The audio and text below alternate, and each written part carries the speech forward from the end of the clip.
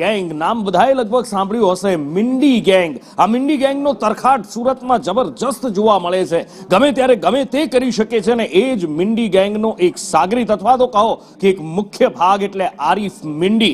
જ્યારે પણ પોલીસ એને પકડવા જાય તો એના ઘરેથી ક્યારેય એ હાથમાં આવતો નહીં, એ ભાગી જતો, અને કેમ ભાગી જતો, કેવી રીતે ભાગી જતો એનો બોલતો પુરાવો હવે ધ્યાનમાં આવ્યો છે। ઘર ઉપર એણે એક પુલ બનાવી દીધો હતો ને જ્યારે પોલીસ આવે ત્યારે આ પુલથી એ ભાગી જતો હતો।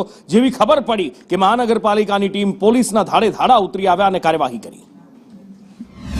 સુરત મનપા અને પોલીસની મોટી કાર્યવાહી। કુખ્યાત આરોપી આરીફ મિંદીના ઘર પર અઠોરો ચાલ્યો છે। આરીફ મિંદી છે તેના એક ઘરથી બીજા ઘરમાં જવા માટે ફ્લાયઓવરનો બ્રિજનો ઉપયોગ કરતો હતો। જ્યારે પોલીસ તેને પકડવા આવે ત્યારે આ જ બ્રિજ પરથી તે બીજા ઘરમાં જે પ્રવેશી જતો હતો અને ફરાર થઈ જતો। ત્યારે મહાનગરપાલિકા અને પોલીસ દ્વારા આ ફ્લાયઓવર બ્રિજનું ડિમોલેશન કરવામાં આવી રહ્યું છે। ત્યારે ડીસીપી સાહેબ આપણી સાથે છે, તેમની સાથે વાત કરું। સર, किस तरह से अभी कार्यवाही?